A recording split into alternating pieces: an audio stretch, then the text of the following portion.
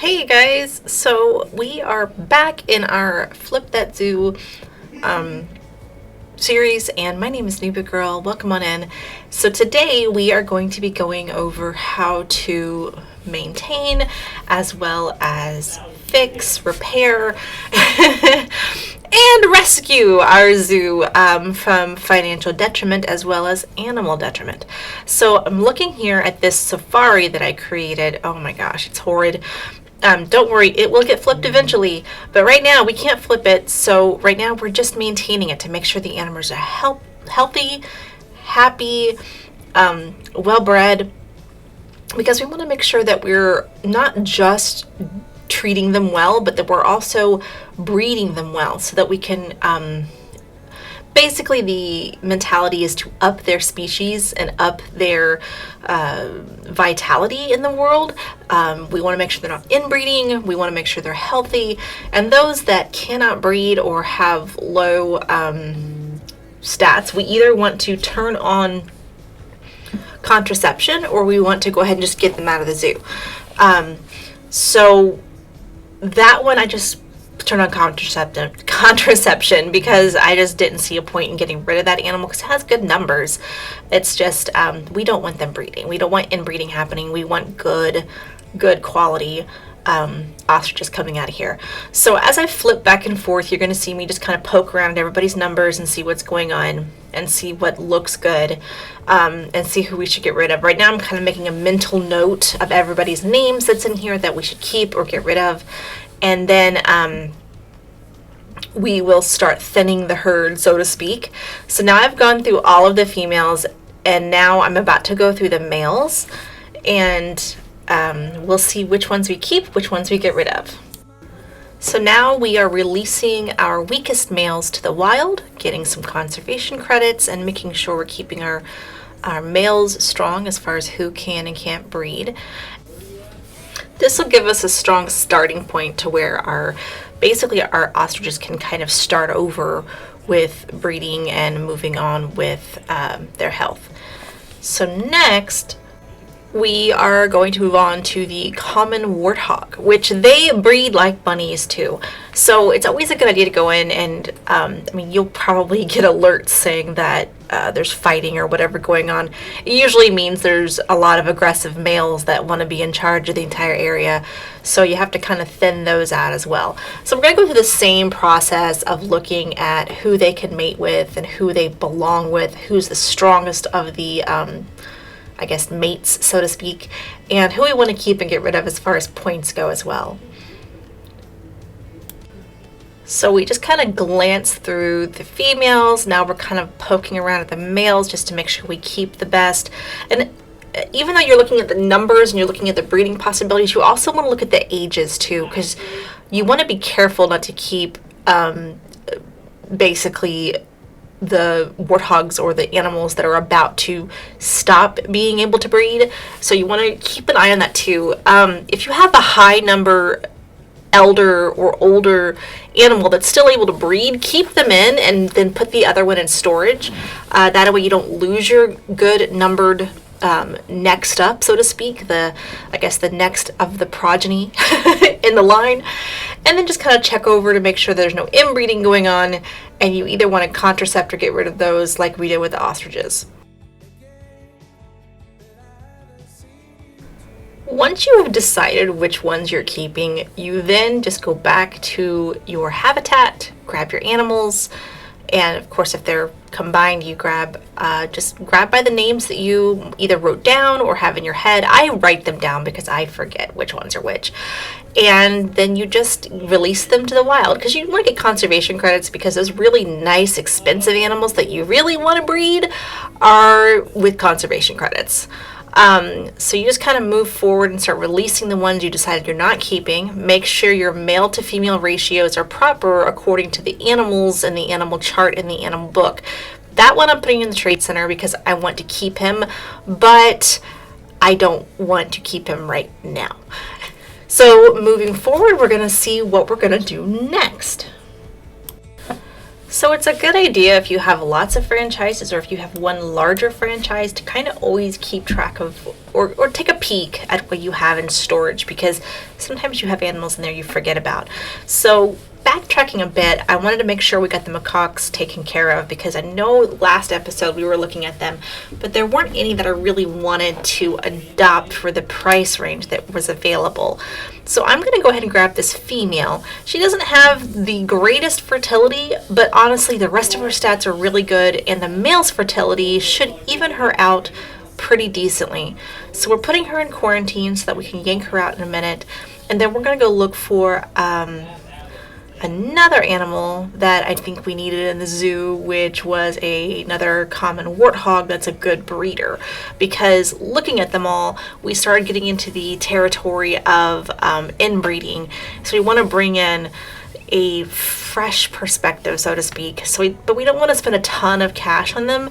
So if I can get someone that's close to the range that we were in when we got the money for them, then that's going to be kind of our winner. So I really like these two ladies, and I'm pretty sure I'm going to go with one of them, but it's always best to peruse everything on board just to make sure you get the one you're looking for. And yep, this is our girl. So we're going to go ahead and adopt her. 50 conservation credits, not bad, not bad, since we were getting around 15 to 20 for them when we gave them up, and we gave up like 6 of them, so technically we kind of broke even.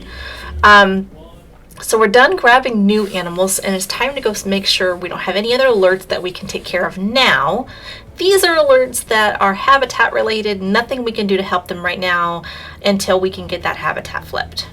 So we pressed play, and we were waiting for our guys and gals to come out of quarantine. It looks like the macaque is ready to go, so we're going to go ahead and move him in. Or, I'm sorry, is that a her? It's a him. I was accurate. Apologies. So we're going ahead and moving him in, and then we're going to wait for the other 2 to clear quarantine. So as you can see, we've got some more alerts going off, and it looks like something we can fix pretty easy. The lions seem to be fighting, and if you just kind of do a quick glance, you can see we've got a lot of lionesses, 2 male lions, and some cubs. You can't have 2 male lions. I am giving him a quick rename just because I thought it was cute, and I thought I was going to keep him, but turns out we're not keeping him. So we're moving him on.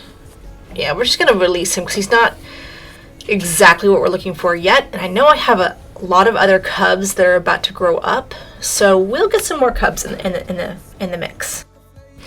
Our next problem child is the black bear, which at first glance you can see that we've got too many males, and it looks like the 2 baby cubs grew up. We also have one in storage, and I'm not sure why, so I kind of want to look at him too.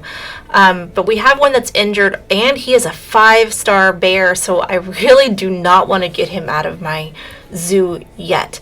So we're going to look at the mating, we're going to look at the numbers, and we're going to see who we're keeping and who we're getting rid of. I say the number one thing you should always do is check your breeding and make sure that everyone can breed safely and be safe and create a better gene pool.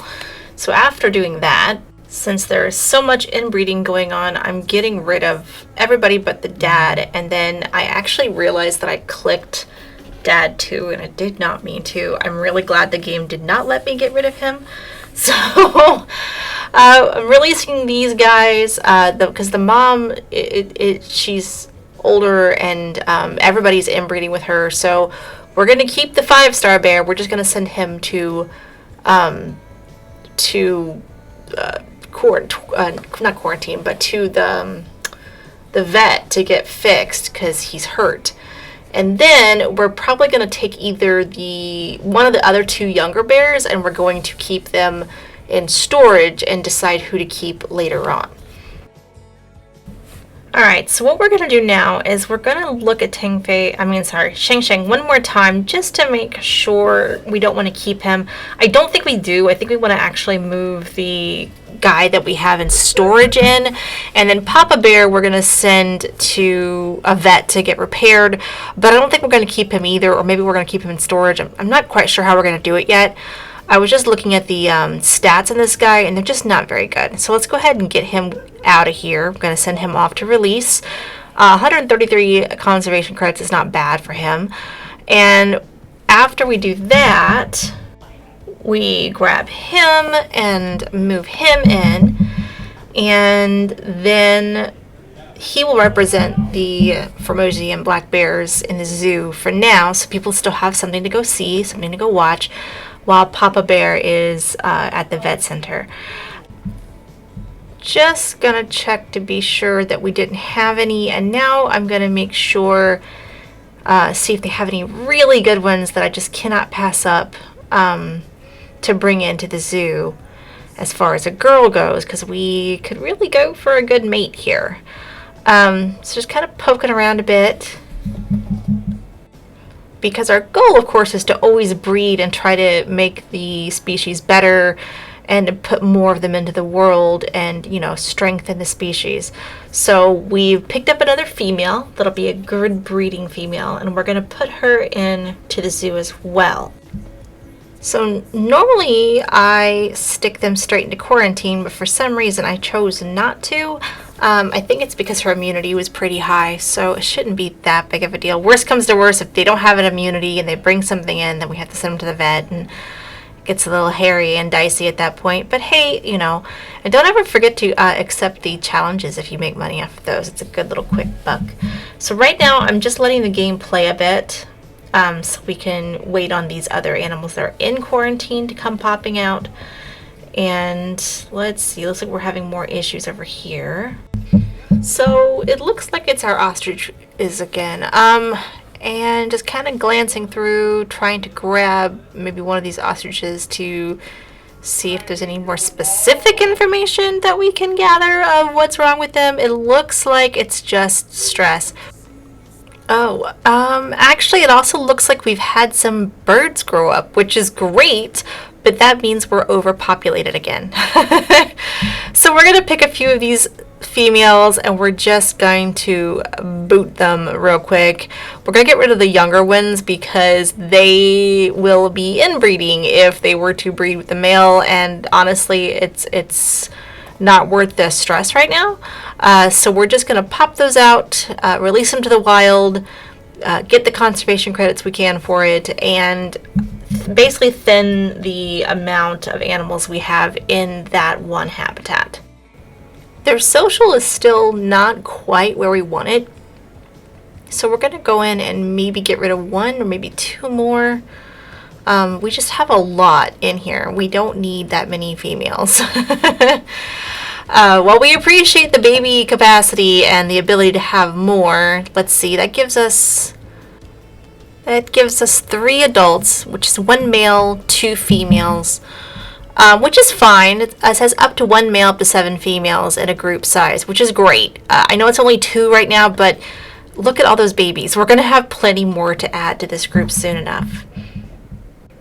So looking at the other alerts we have happening in the zoo, it looks like maybe our exhibits also need a little bit of love, which is good because exhibits are easy to maintain and they're also really useful. If you aren't using exhibits in your franchise zoo, I highly recommend it, especially ones like the Titan Beetle, etc., because they really help out. I have a special way that I do it. I send all of them to the market or to the animal storage, and then I look at the ones that I sent there and I organize them by their status, their gold, silver, and bronze.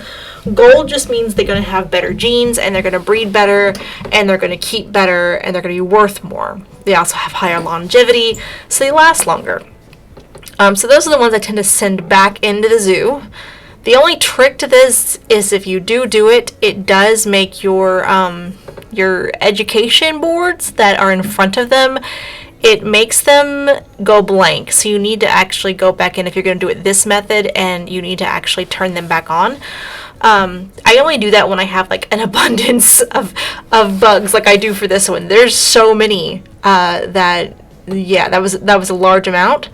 I realized that I kind of want to keep at least 1 female just in case my breeding couple that I put into the zoo happened to die, because they are a little bit on the older side. I always try to have a backup. That way, in case one of them passes on, I don't have to go buy a new one. I already have one in storage, backed up, ready to go. So it's a fairly simple procedure to do it, and I kind of like to do it to all my exhibits relatively often. So just kind of checking their other stuff to, and also keeping research going, by the way, since we're putting new animals in with the flipping of the habitats and all. It looks like we have some other stuff, which is ostriches. The beetles should be fine once I press play and let it go a little bit. Looks like we definitely need a keeper to come and clean the sucker. Beyond that, I think we're pretty golden as of right now. So now it looks like we can go back and we can grab our animals that we got and put into quarantine and move them into their new homes, which is great, because now we're going to have a beautiful breeding macaque, which we needed for these Japanese macaques so badly. Nice, healthy female to bring into the group. And a good little warthog too, because we want to avoid inbreeding. So if you have to get rid of certain animals or give them contraceptions to make sure you only keep one good breeder, if that's the case, then that's a good way to go.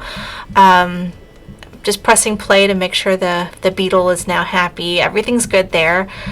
If those of you who are kind of watching and maybe kind of catching on a bit, bottom left hand side, while I'm spinning around and checking this stuff while it's on play, if you notice a little bit of a pattern, our money keeps going down.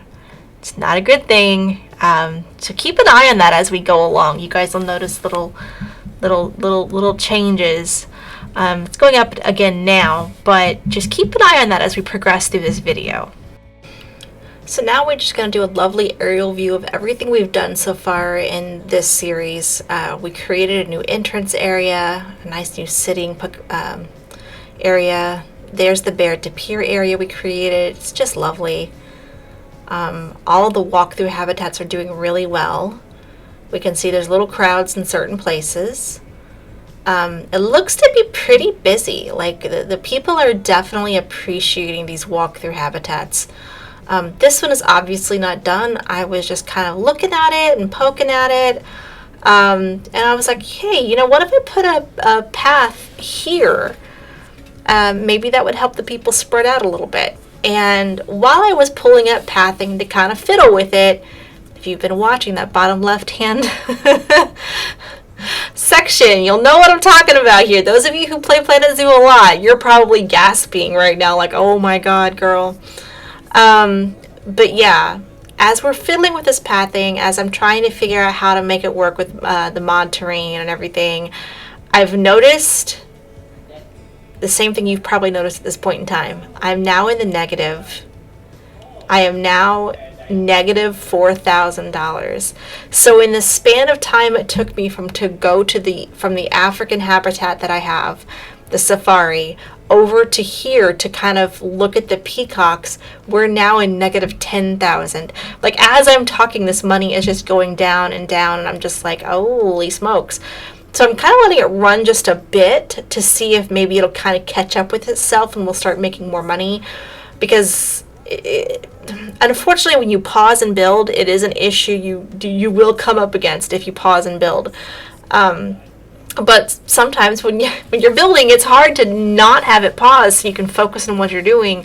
But at the same time, you see the cash flow and the income and everything, it's not equaling because of all the outgoing expenses, because of all the building we've been doing.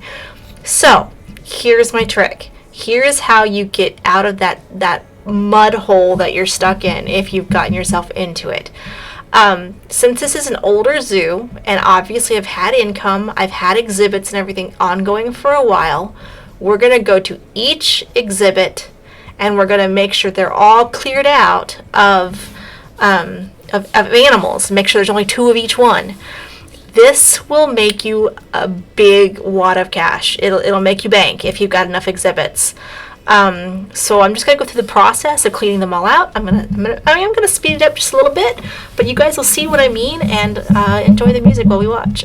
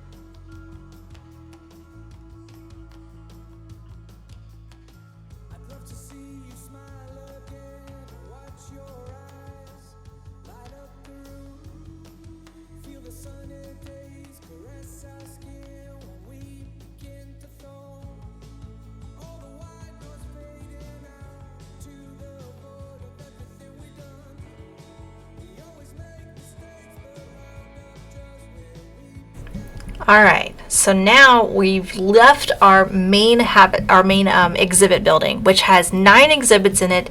We're now in the positive $14,000, which is good. That means we're definitely making a step in the right direction. And then I realized when we moved these from the quad where they were originally at, there were no animals in them. They were empty. So we can't have that. We have animals sitting in storage, not being used. So I went ahead and filled those up because A, it'll bring people by. It'll, it'll bring in customers. Yeah, I am spending a little bit on education because you make more money when you have education sitting there for them. But in the long run, we didn't have to pay for any animals, so it wasn't that expensive. Now we're going to double check these creatures, which, by the way, are also over encumbered with animals or with little buggies or snakes or amphibians. So we're just going to clean them out, get them in the right direction, and we'll see how much money we have at the end of all of this fun.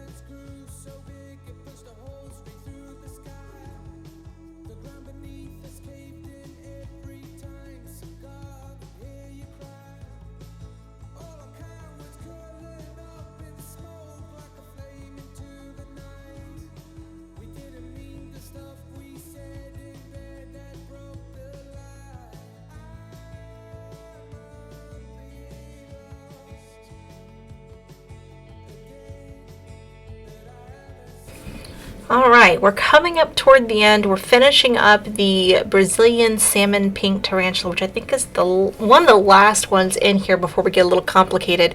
And I mean, we're already over 20K. We are $20,000 positive now just from taking care of some exhibit animals.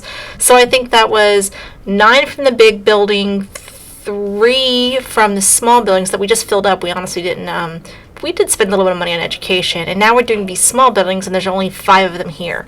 So that being said, if you're creating a new franchise or you have a franchise and you're not taking advantage of exhibit animals, you're missing out on a cash cow. Okay, you're missing out on your bailout money, so to speak, because when you have these little exhibit creatures, they can really, really get you out of a tough one if you start sinking with cash. So when you have a small franchise, if you're just starting out, plop 1 or 2 down, and then every time you get a new habitat, try putting down 1 more exhibit or 2 more exhibits. That way, as you're going along, you're technically, it's kind of like putting money in the bank is kind of what you're doing. Now with this one, it's a little bit different because I came to see this guy and thinking, oh, it's going to be super overpopulated. It's golden frogs. There was 1 frog in there, which golden frogs actually like a lot of animals in their habitat, so their social group is 50% right now. But I got them a little mate, so they should perk up soon enough. Titan beetles were where I started, and they're good to go. So now it's just a matter of waiting for them to breed more so that I can sell more. We already have a beetle expecting. I mean, how quick was that? So now that we've basically withdrawn our emergency cash out of our exhibits, I'm kind of looking around to see what else we're missing as far as money makers go. I'm seeing these clumps of people, but I'm not seeing any donation bins in often enough locations. Like that one over there in the grass. That's a horrible location for a donation bin. People really can't reach it. So I'm going to move that one to a location that would behoove it better. And I'm probably going to add a few donation buckets. Actually, I am going to add a few donation buckets in a few locations that would be a prime place for patrons to come and donate. Always make sure you have donation bins. Start out with I would say one every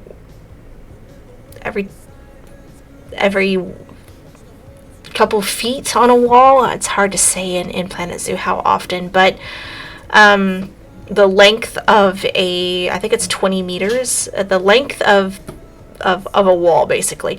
And ATMs, they're a little expensive, but make sure you have them, because if people come to your park and they forget to bring their money, or if they need more money, it's easy for them to come grab more money to, basically shove at you. They can't give you more money if they don't have any in their pockets. So make sure you at least have a couple of ATMs, more if your zoo is bigger, but at least start with one ATM if you have a new zoo. It's kind of a primary thing you should have in your zoo, is at least one ATM. Look at that. I've already got people lined up at that ATM.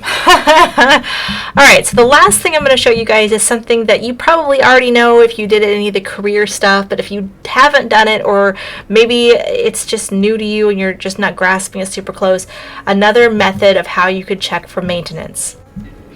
And it looks like we're also going to have to take care of our peafowl. I think that leaves us 2 or 3 in this habitat. Hang on, let's check.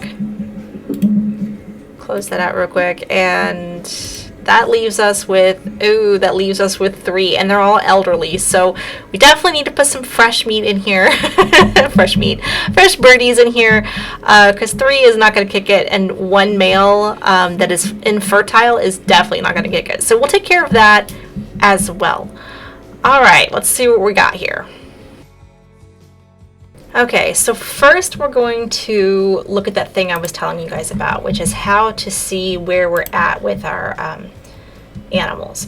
So you want to go to this zoo overview, and you can basically go to animals, and you can kind of just look at their welfare from here. If they're all green, you're pretty good to go.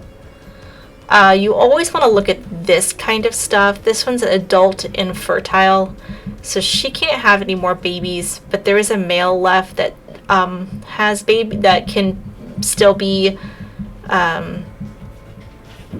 produce, I believe, because he's not elderly yet. So we can look and see if maybe we can get another cheetah in there, so we get some cheetah babies going. But just looking down the line, I'm not seeing anybody else yet with orange or red welfare, which is good. Nutrition, well, that's just probably because I'm not using the expensive food yet, because once again, we're in franchise, so you got to really watch your cash until your zoo just starts booming. The hippos are a little low. We could see if there's anything we could do to fix that. It's probably their enrichment, honestly, because I think I have any hippo enrichment yet. We've had a couple of deaths, unfortunately. Those will be taken care of, and we're gonna add more. I'm pretty darn sure I have some in storage, because I think I stored a whole bunch of them when they were breeding like crazy earlier. Let's just keep looking. A little bit low, but nothing bad. Nobody seems distressed or horrible. Sometimes you can catch it before the computer even tells you something's in distress. We're reaching. Wow, look at all those animals. They have already started breeding like crazy. That's insane. So, we've got a lot of lionesses. We should probably double check to make sure that they're all mateable with this fella here. But they all look really happy. Everybody looks happy. We do have an elderly western diamondback rattlesnake, so we're probably going to lose one of those soon. But everything is looking really good. We've got a lot of gold ribbons, bronze ribbons. So our breeding is definitely in the right direction. We just got to keep going with that. Alright, so that is good. So now let's go back to looking at these poor peafowl. This one is using contraception. Is he no longer... Hang on. Compare mates. Is he no longer breedable? He is breedable. But I think these were, oh no, they're not. Well, let's see if we can get him to, unless this is one of the ones that just passed away, which would really be horrible. But let's see if any of these are savable.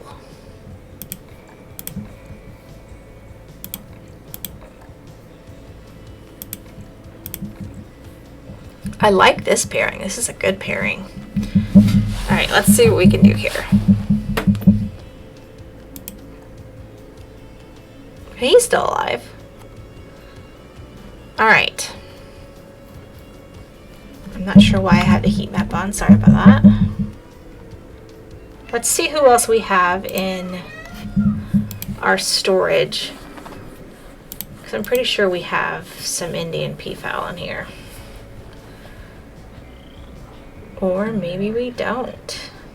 Oh, gravy. I guess we got rid of a bunch of this. We must have cleared a lot of this out. We just need one really good female.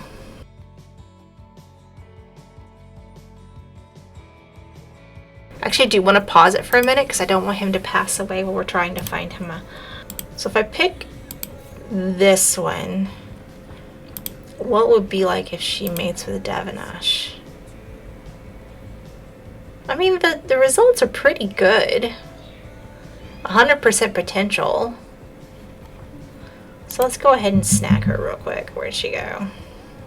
This was her, right? Yeah. Because I like her immunity prospects. Since they get diseased so easily, I'm definitely not sending her in direct. I will send her into quarantine. Oh, and remember how we kind of paused and looked at the Komodo Dragons real quick?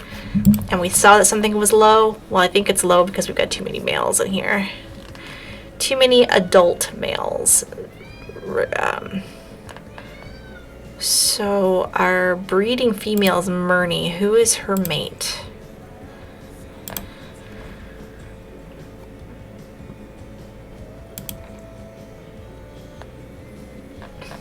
Intan?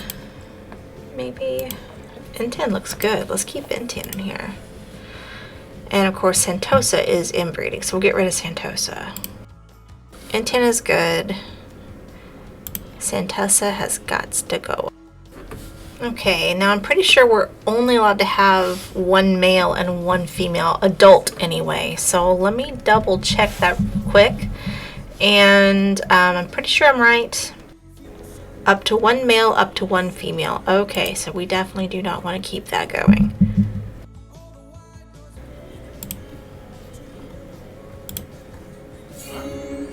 And then we'll see if we can't get us a better one after Myrnie passes. Unfortunately, they do pass. That's it. That is my tips and tricks on all of this mess. Now, don't forget, you always have this zoo tab where you can keep an eye on your animals and how well they're doing. You can also keep an eye on your finances here. Ours are not going to look good because we've been doing a lot of flipping, a lot of outgoing expenses. So I'm probably going to let this play. It's snagging any issues that we have along the way, that just like I've showed you today, just so we can kind of get our profit into the green a bit, and we'll see if we can't start flipping the zoo in a more unpaused way and see how that works for us. It could get interesting. Anyway, I hope you guys really enjoyed it. This was a lot of fun for me. I hope maintenance is something that helps you guys out. If you guys have questions or even suggestions, things that work for you that I didn't think of, so just let me know in the comments below. Alright guys, I hope you guys liked it. Please subscribe. Thank you so much for coming. Ring that bell. All those really cool YouTube things. And I'll catch you guys in the next one.